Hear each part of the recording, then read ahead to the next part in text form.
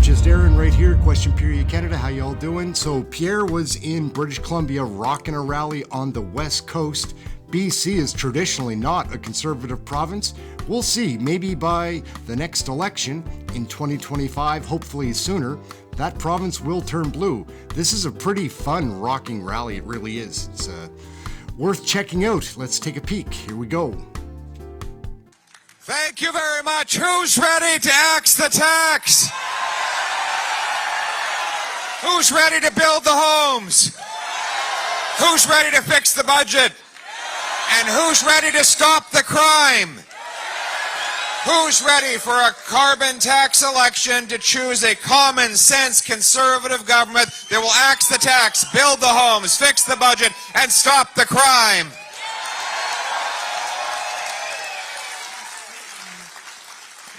So happy April Fool's Day, everyone. Wow, the joke of the day, that the carbon tax will make you better off, right? Well, the countdown has gone by. The tax has gone up. Your local NDP members of parliament have gone quiet. Who are they anyway? Anybody names? Who are they? Never heard of them. Never heard of him. Quiet as a church mouse, whoever he is. My goodness. He certainly forgot the maxim that the member of parliament is supposed to represent the people in Ottawa, not Ottawa to the people, right? Our common sense former interim leader, Deb Gray, could tell you that. A great British Columbian, former Albertan, common sense conservative. Dan Albus from the Okanagan, common sense conservative Tracy Gray from the Okanagan. Who else? We have common sense conservative Bob Zimmer from northern BC. And if you stand up and show them the merch. Bob, show them what you're wearing. Look at that. Common sense, look at that. Get your merch today at bringithome.ca. How do you like mine? There you go. My wife designed it. You can get your very own at bringithome.ca, bringithome.ca. And we've even got an international celebrity here. We have Jim Shockey, the great hunting legend. There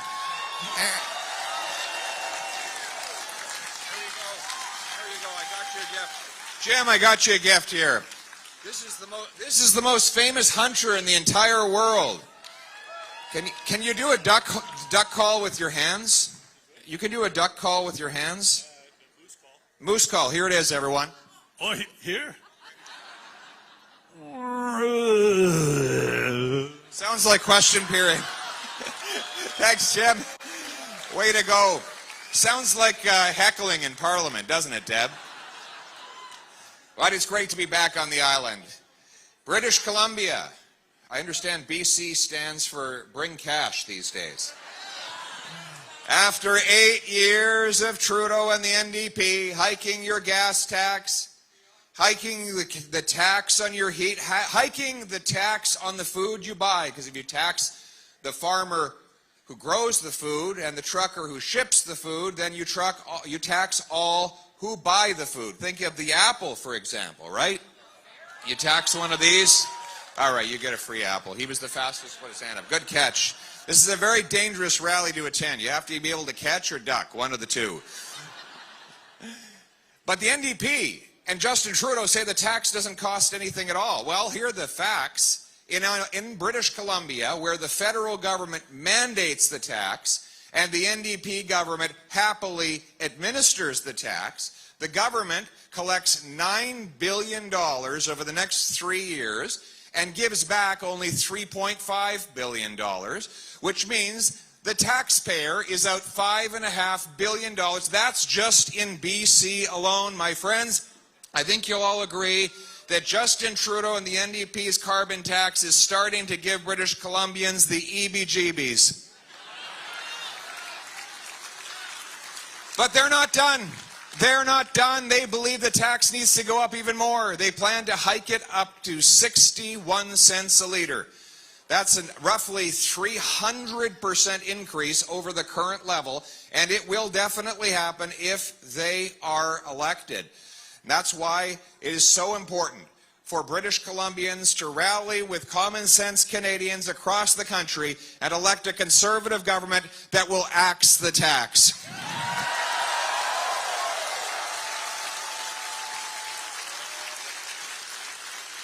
We have a better way. They say, what's your better way? Our better way is to view our energy and resources as a strength and not a weakness to our country.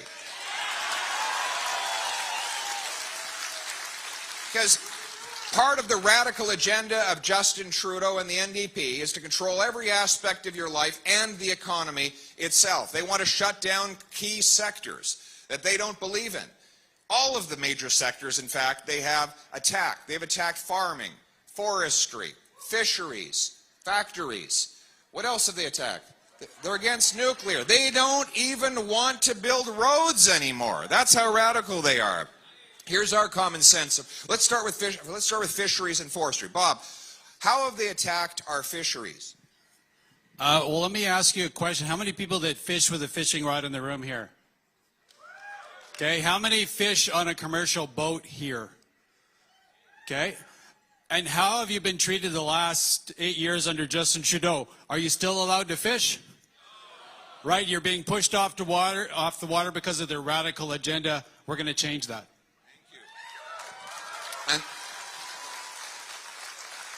they want to create these areas where there's no commercial or even recreational fishery, I understand. The ability for Canadians to harvest and bring home the catch is under attack by a radical agenda that attacks one of the most ancient sources of nourishment that this land and these seas have ever known. Then they attack our forestry. They want to shut down much of the Quebec forestry in order to save 5,000 caribou. They don't believe that you can save caribou and harvest the forests at the same time, even though we've been doing exactly that for hundreds of years. They want to attack our farmers with higher carbon tax that raises their food production prices.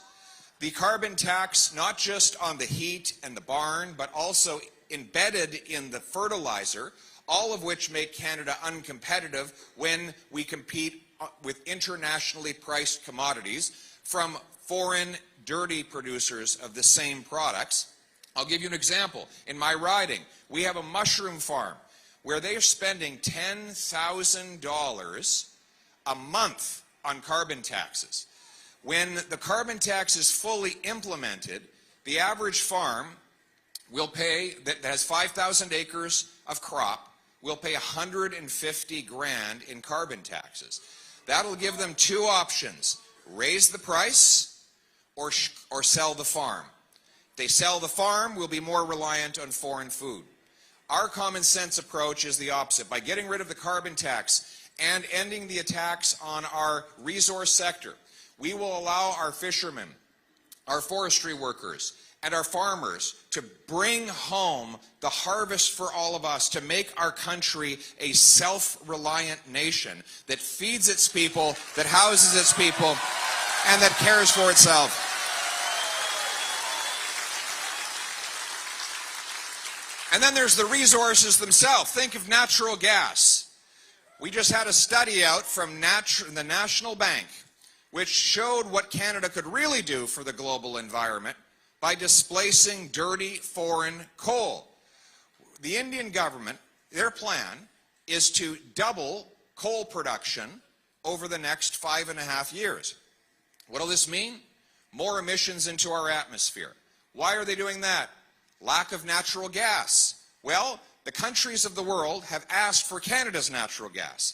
The German Chancellor, the Japanese Prime Minister, recently the Greek Prime Minister, all stepped up and said they want Canada's 1,300 trillion cubic feet of natural gas. How much do we export overseas? Anybody?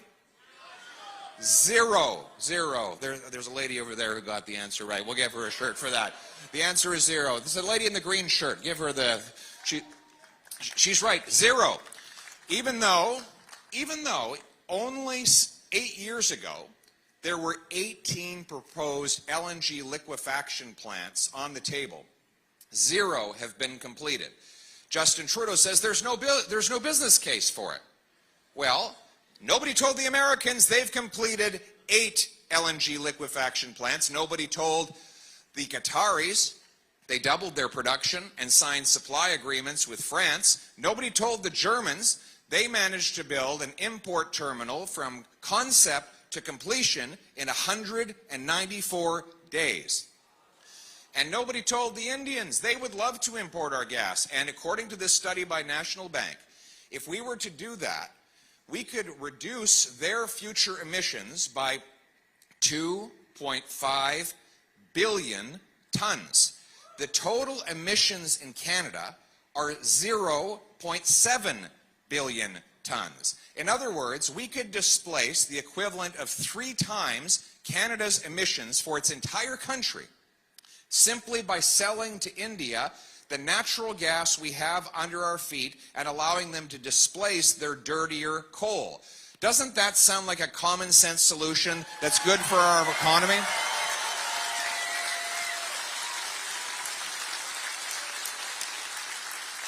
The Squamish sure think so. The Squamish people are building right now a natural gas liquefaction plant. Unfortunately, it took 14 years for them to get a permit to do it. I was with Chief Dale, who's a member of the Squamish Nation. They're building this facility on the site of a reclaimed pulp and paper mill that had completely contaminated the area and had remained as a polluted site until the idea of an LNG plant came along, which will clean up the contamination and replace it with a new site. He told me the very touching story about how his dad said, "You will never be able to even get a job as a janitor working at that pulp and paper mill." Well, now he and his nation, they are the executives of the LNG plant. They are leading the company. They will have the most environmentally friendly LNG plant in the world. Or look at LNG Canada in northwestern British Columbia. The only reason that plant is going ahead is because it was approved by the previous Conservative government before the new environmental laws came into place, and it has a carbon tax exemption.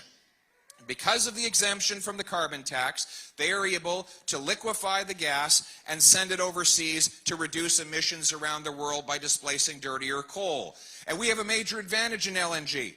1, we have clean hydroelectricity to power the plants. 2, we have shorter shipping distances to both Asia and Europe from North America.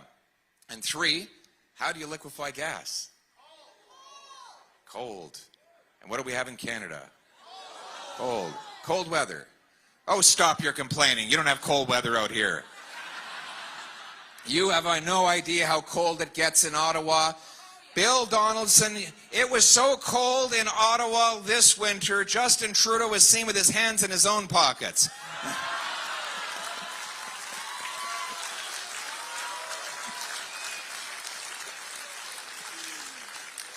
So let me tell you what we're going to do. We're going to repeal Trudeau's anti-development and unconstitutional law C-69. We're going to grant rapid permits to natural gas. We're going to cool that gas down to minus 160 degrees Celsius, put it on a ship to Asia to shut down dirty coal fire over there, send it off to Europe to break European dependence on Putin, and turn dollars for dictators into paychecks for our people. Bring it home! Bring it home!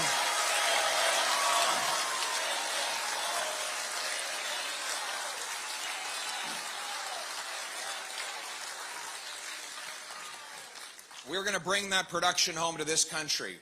We're going to support our own oil and gas rather than importing Saudi and Nigerian oil. We're going to stand up for rapid approval of mines. We're going to support small modular nuclear reactors to supply clean electricity onto grids across the country. We're going to bring home powerful paychecks for our people, because this is the choice on the carbon tax, on energy, and on the environment. Trudeau chooses taxes. I choose technology. Trudeau seeks to put up stop signs in front of our workers. I seek to green light green projects. Trudeau wants to raise the cost of traditional energy we still need. I want to lower the cost of alternatives. And here's the clincher. Trudeau wants to drive production of energy and resources to the dirty dictators. I want to bring it home to Canada. Bring it home. That's the choice.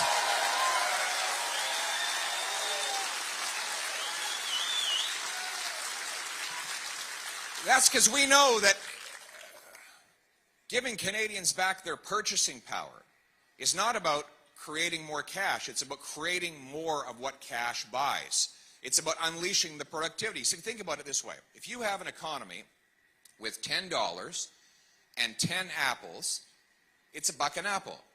If you double the number of dollars in the economy to 20, but you still only have 10 apples, you're not twice as rich.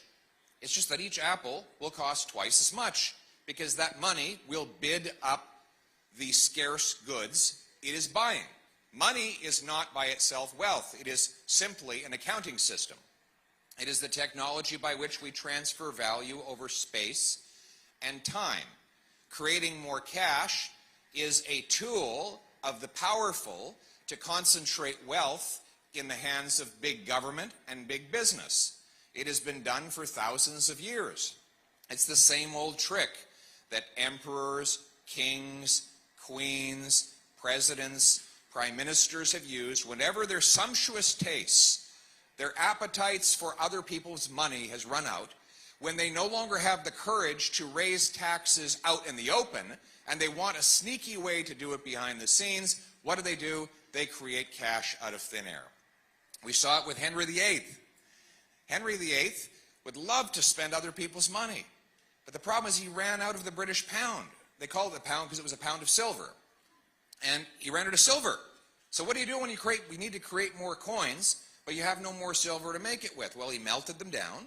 He put copper on the inside and a little tiny layer of silver on the outside. Problem was he put his big ugly mug on that coin facing straight out so that when people would rub that coin on the inside of their pant leg, his nose would have the silver rubbed off and it would turn red. So they called him Old Copper Nose. And every time you saw that red nose on Henry VIII, all of a sudden you knew that he had stolen your money by taking the silver out of your coins so that he could make more coins of the same amount of silver. The coins went up by 80% and the prices went up by 80%. The great inflation of England was the result. But now we're doing the same thing all over again. The same mistakes being repeated by central banks and overspending governments around the world. Just as the dog returns to its vomit and the sow returns to her mire, the burned fool's bandaged finger goes wobbling back to the fire.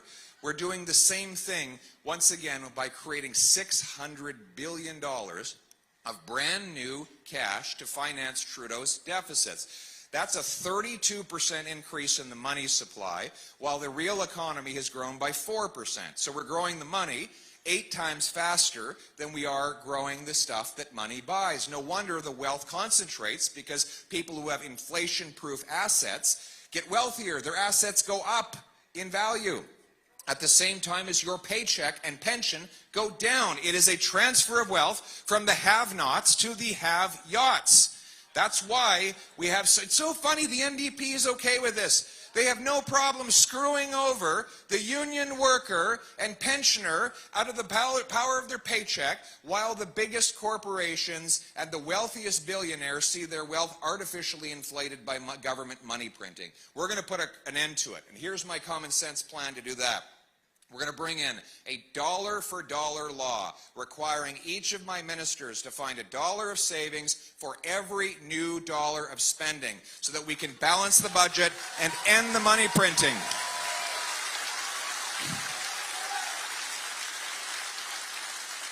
And then we're going to cut the waste. Gone this $35 billion infrastructure bank that hasn't completed a single solitary infrastructure project.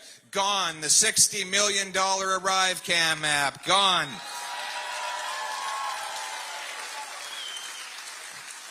They're supposed to cost 80 grand. Was your NDP MP sleeping that day when he or she voted to give $60 million to an $80,000 app? I mean, you have to be out cold to vote 60 million bucks for something that's supposed to cost 80 grand. If you go to buy a big, beautiful pickup truck for 80 grand, and they say, yeah, it's 80 grand, that's the price tag, and you walk up to stroke the check, and they say, we'll take $60 million from you, you might notice, right? That's because it'd be your money. But when it's other people's money, they have no problem voting away a waste of money on an app we didn't need, that didn't work, and that paid 76% of contractors did absolutely no work.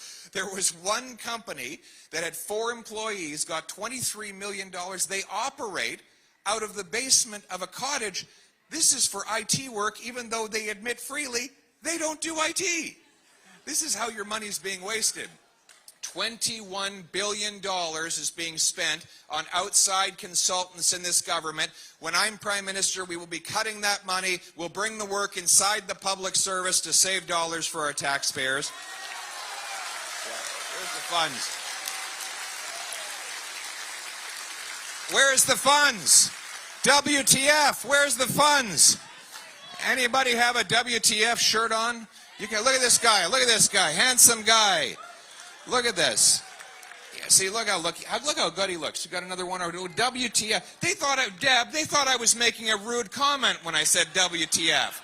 I meant, where's the funds? Their sick brains thought that it was something profane. You know I wouldn't do that, Deb, right? Neither Deb nor my mother would forgive me if I did that.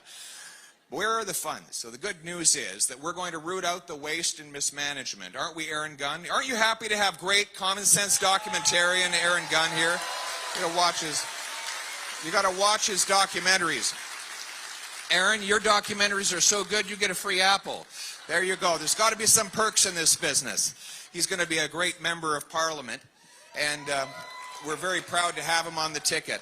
But we're going to cap the spending, cut the waste, balance the budget, end the money printing, get the Bank of Canada back to its core mandate, which is to keep inflation low, protect the purchasing power of our money, not print cash for politicians to spend, and we will also ban them from creating a central bank digital currency.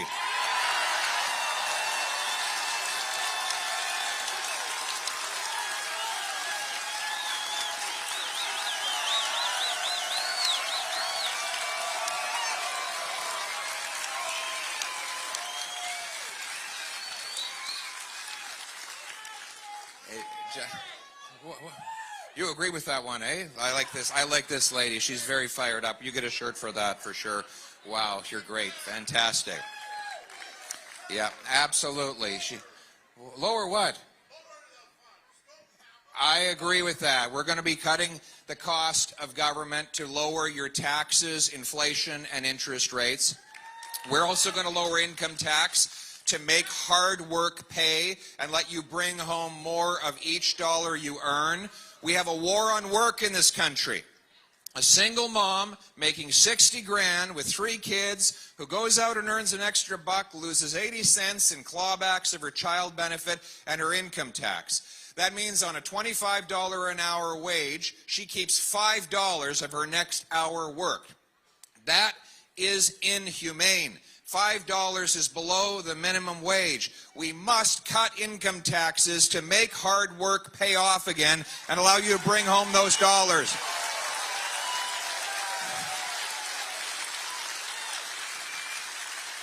We're going to stand up and fight for the paychecks of all our people.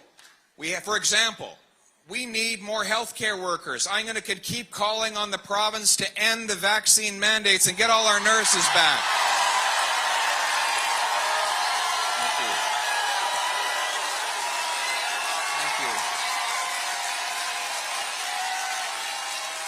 Bring back our nurses. Bring them back. And we will pass my private member's bill to ban the federal government's COVID vaccine mandates. Yeah. And then we've got 20,000 immigrant doctors and 32,000 immigrant nurses banned from working in our medical system because they cannot prove their qualifications through the massive labyrinth of bureaucracy that stands in their way. The Filipino ambassador told me that 85% of Filipino nurses are banned from working in our hospitals, while in the States, they can take an international exam and get to work within a couple of weeks. In Toronto, I don't know if it's true out here, in Toronto they say if you have a heart attack, call an Uber, because the Uber driver is probably a doctor. It's true. It's true. When I got my eyes zapped, my glasses fell off, I lost my glasses, I couldn't see anything, so I went and got my eyes zapped. And now I can see better. It's, you know, I once was blind, Deb, but now I see. Amazing grace. And so, anyway, I'm talking to this guy, he's a technician. And he says, you know, I'm a technician in Ottawa. I'm an eye surgeon in Dubai. So he leaves his family behind to go and do eye surgeries in a more advanced country than Canada. I'm sorry, the Emirates is now more advanced than Canada. And they let him do eye surgeries there successfully, but in Canada he can only be a technician. Isn't this crazy? While we have people waiting for surgeries, we're banning our own people from doing it because he's an immigrant? That's crazy. Here's my common sense plan. We have something called the Red Seal for the regulated trades.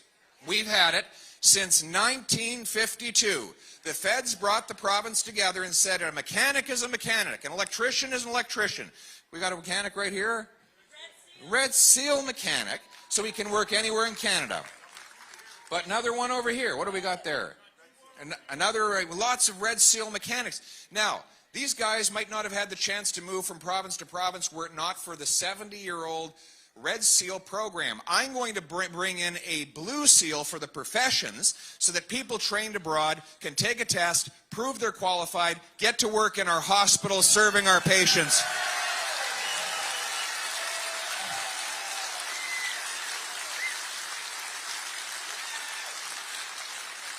Powerful paychecks for everybody. We want them to bring them home. But how do you bring home a paycheck if you don't have a home?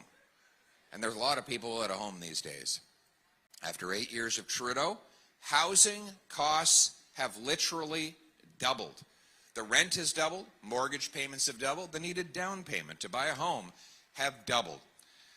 Now it takes 25 years in Toronto and 29 years in Vancouver for the average family to save up for a down payment. Before Trudeau and the NDP, you would pay off a mortgage in that time. There are now people who do have mortgages that got in when Trudeau was bragging that interest rates would always be low. They've now had to extend their amortization to as long as 90 years. That means if they gave their house and their mortgage to their kids, those kids would not be able to pay it off. And in fact, their grandkids might be the ones that ultimately pay it off. Household budgets, in this case, just like government budgets, don't balance themselves. At higher interest rates, it's good to have a prime minister who thinks about monetary policy, isn't it? But the reason, why is it that Vancouver is the third most expensive housing market in the world? Worse than New York City, Los Angeles, Chicago, London, England, even worse than Singapore, which is a tiny island with 2,000 times more people per square kilometer than Canada. Why is it that Niagara, Canada is 3 times more expensive than Niagara, New York State? The answer is that we have the second slowest building permits in the OECD. This is, get this, we've got by far the most land in the G7. We spend twice as much as a share of our economy on residential construction as the other G7 countries, and yet we have the fewest homes. We spend the most, we have the most land, and we have the fewest homes. Why? What do you think is the #1 cost in building a new home in, say, Vancouver? Not land, not labor, not lumber. It's government bureaucracy. Let's give this to the Red Seal guys over here. They were the ones that got the answer first. They're the right ones. It's government. It's government permits. Government permits that stand in the way of getting anything built in this country. It costs $1.3 million to permit a new home in Vancouver. Ehren did a documentary about this. So this is a local problem, but my common sense plan is to link the federal government dollars that we give to cities to the number of homes they allow to be completed. I will require all the big cities permit 15% more home building per year as a condition of getting their federal infrastructure money. I'll require every federally funded transit station be pre-permitted for high density sky rises so that seniors and students can live next to the bus and train. The reason Hong Kong has the only profitable transit system in the world with no government subsidies is because they sell the air rights right on top of the station, and then people can live right there. You leave late and arrive early. We're also going to sell off 6,000 federal buildings and thousands of acres of federal land to build. And you know, yes, absolutely.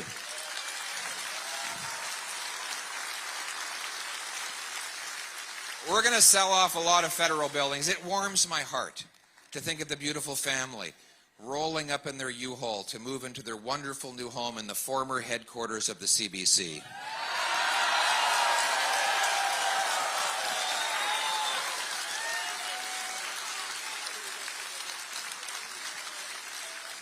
Have you seen that headquarters? It's a palace. Which one is the question? You've been in it. Oh my God, you should see it. It's unbelievable, the palace they keep for them. So much waste and mismanagement. In fact, I think CBC is the first news outlet in the history of the world that has more employees than viewers. It's incredible, incredible achievement. Guinness Book of World Records. But Trudeau wants to give them even more money. Of course, they keep giving him wonderful coverage. He gets what he pays for. They don't want to bite the hand that feeds them. But listen, my friends, I'm more interested in feeding Canadians rather than feeding bureaucracies and special interest groups. We're going to cut the waste out. We're going to empower people to build more homes so that our young people can start beautiful families and have wonderful kids and restore the Canadian dream. But we need it.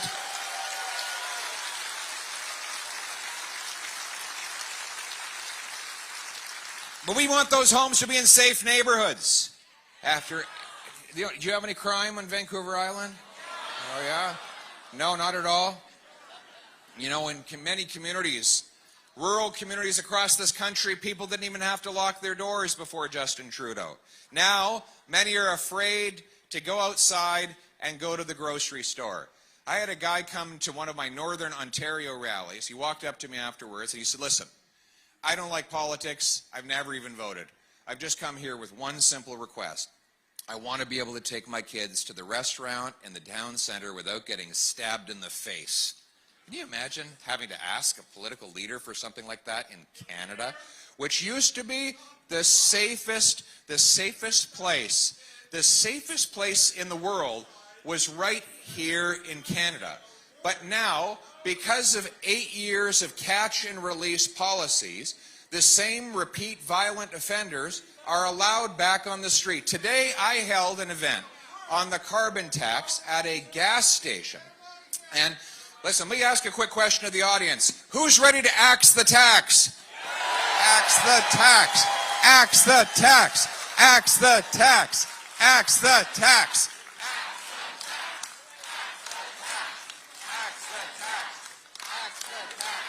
Axe the tax. Axe the tax. Axe the tax. Good catch. Axe the tax. Right on. It sounds like somebody here wants to axe the tax.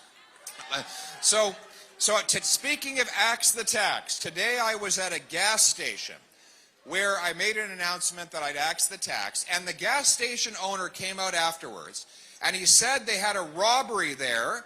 This is here in your own very town of Nanaimo. And they caught the entire thing on camera. They took it to the cops, and the cops said, we know who did it. We see their face, but we're not going to arrest them because it's not worth it. We'll bring them in, and they'll be back out on bail before we're even done with the paperwork. The police now have this expression, FIDO, forget it, drive on. But the F doesn't stand for forget it, it stands for something else. But that's how bad it's gotten.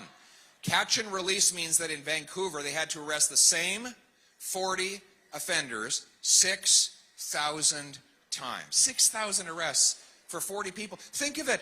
If you just put those 40 guys in jail, you'd have 6,000 fewer people hit with baseball bats or stabbed or targeted.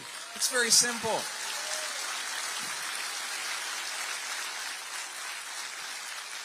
It got so bad. Did you hear about the robbery in Ottawa, Bob? Guy walks up to it with a gun. Says, "Give me all your money." The other guy says, "Wait a sec. I'm Justin Trudeau." The robber says, "In that case, give me all my money." But here's the common sense solution. A Pierre Poilievre-led government will make repeat violent offenders ineligible for bail, early parole, or house arrest. It will be jail, not bail. Jail, not bail. Jail, not bail.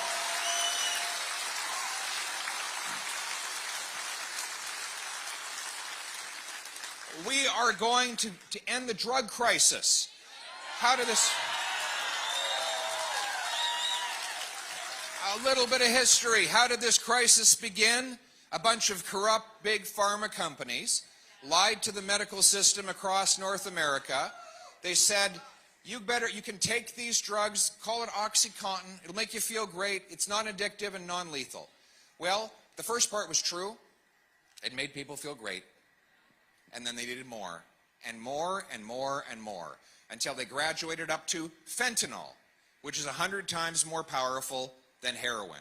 Hundreds of thousands of Americans and 40,000 Canadians have lost their lives because of the corruption of these companies. And now what do they say is the solution? Trudeau says, safe supply. What is safe supply? Pharmaceutical opioids. Wasn't that what caused the problem in the first place? And I would bet if you look, it's the same corrupt scumbag companies that started the crisis that are now getting your tax dollars to extend the crisis. So here's my common sense plan. We're going to stop giving out taxpayer-funded drugs, and we're going to put that money into treatment and recovery.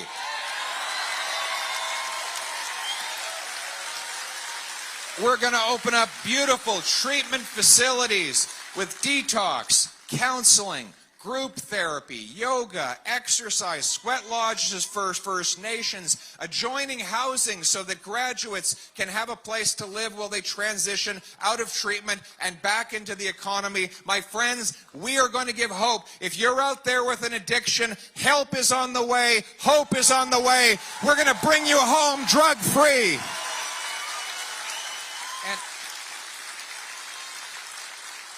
And I said we'd have a dollar for dollar law, right? How are we going to pay for it? In addition to cutting the taxpayer subsidized opioids, we are going to sue the big pharmaceutical companies and make them pay. We will make them pay. And we'll put that money into those treatment programs. And we're going to stand on the side of law-abiding people. Justin Trudeau and the NDP, let us be very clear about this. Justin Trudeau and the NDP will ban every civilian firearm if they are re-elected.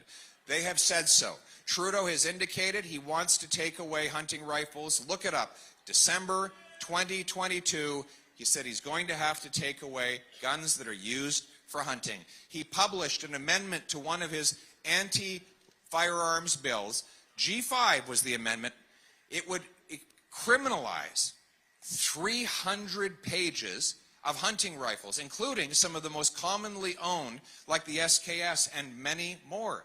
The only reason they stopped is because they realized they might have an election around the corner, and there was a major protest which we helped instigate in rural Liberal ridings that forced them to temporarily back down. Temporarily back down. But they have said they want to spend $2 to $6 billion going to buy all of these guns. Get this, they've already started the program. They've spent $40 million buying guns back from law-abiding citizens. You know how many they've managed to buy? Zero. Not one. $40 million. How much could we have done to reinforce our ports, to scan those shipping containers that are bringing the illegal drugs and guns in and that are shipping our stolen cars out? My common sense plan will reverse the ban on our law-abiding sport shooters and hunters and put the money into border security to protect our people.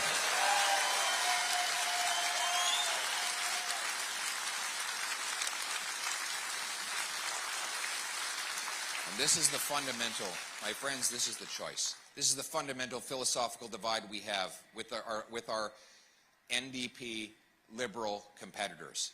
They subscribe to a radical ideology that seeks to control every aspect of your life. They want to control your money, your speech, your kids, your land, your livelihood. Everything has to be in their control and under their thumb.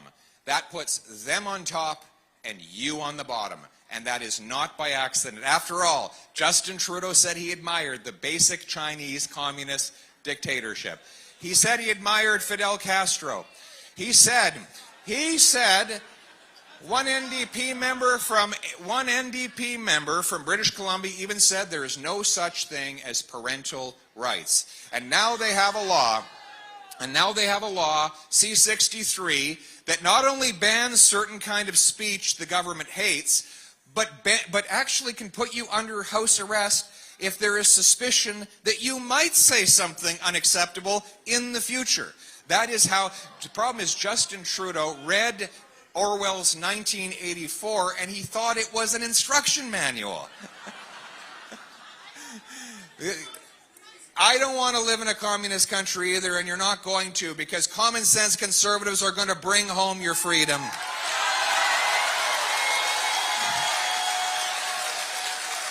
There you go. There you go, sweetheart. Thank you. We're going to bring home your freedom by repealing C-11 and all the other censorship laws to put you back in charge of your life.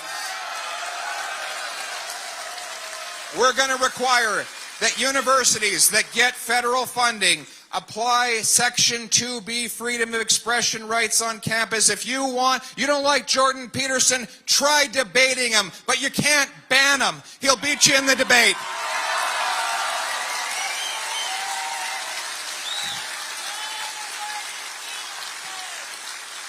We will stand up for the rights of parents to raise their kids with their own values.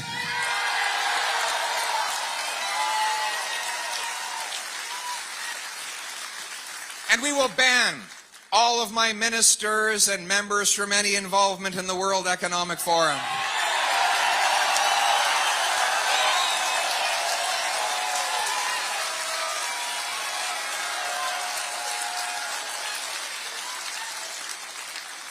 We'll ban the terror organization, the IRGC, and kick its 700 terrorist agents out of this country so that we can take back control of our lives. We'll shut down Beijing's police stations that no longer are people harassed.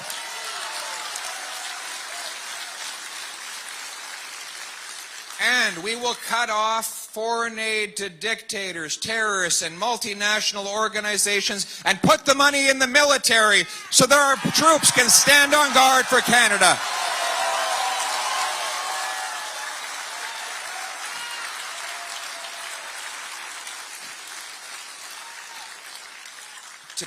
To do these things, you have to have a very simple belief. And the belief is this, in freedom. But to believe in freedom, you need to believe in something else. And that is the following. It is that everyday people, the common people, have the wisdom and virtue to decide for themselves. It is not an unrealistic view. It is not even an altruistic view. It is not a view that is pie in the sky. Sure, humans have frailties and failings. But if they have those failings as individuals, if they can't govern themselves, how could they possibly govern others? How could man at one time be so flawed that he can't decide for himself, but yet so perfect that he could decide for everyone else? The only way you could believe those two things is if you believe there is a certain kind of special person who is an angel that can decide for all the other people, someone with a special virtue. You know, these people in ivory towers, well, they look down and they say the ordinary people can't decide for themselves. Well, I've spent the last 2 years traveling this country in halls filled with people like you, And I have found that the ordinary people are not ordinary at all. The waitress who balances 5 plates on a tray, serves 15 tough customers at a time, works back-to-back shifts only to come home, help her kid with math, and balances her budget on a minimum wage salary. She is not ordinary. She is extraordinary.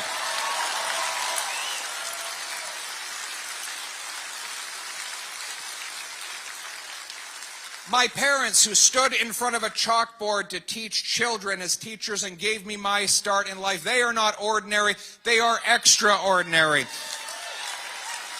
My wife's father, who got on the back of a pickup truck in order to pick fruit out in a farm field when he came to Canada as a refugee, but built up a business and raised a family. He's not ordinary either. He is extraordinary. The farmers who mastered the science of sky and soil to bring food from their field to your fork are not ordinary. They are extraordinary. The electrician who captures lightning from the sky, runs it through a copper wire to illuminate this room and light up the world is not ordinary. He is extraordinary. The soldier who leaves her family behind to go to a far-off place and defend our freedom abroad, she is not ordinary. She is extraordinary. These extraordinary people have the common wisdom, the common virtue, and the common sense to decide for themselves. It is the common sense of the common people united for our common home. Your home, my home, our home. Let's bring it home!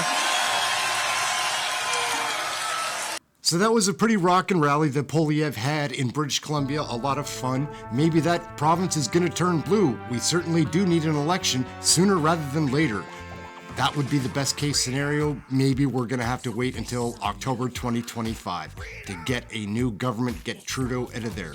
My name's Ehren. This is Question Period Canada. We watch all the live broadcasts of the questions. Question periods. Come and check out one of our shows. It's a lot of fun. That's it. Thanks for watching the video. We'll catch you next one. Remember to like, subscribe, get notified, share it with somebody. All right, thanks. Catch you next one.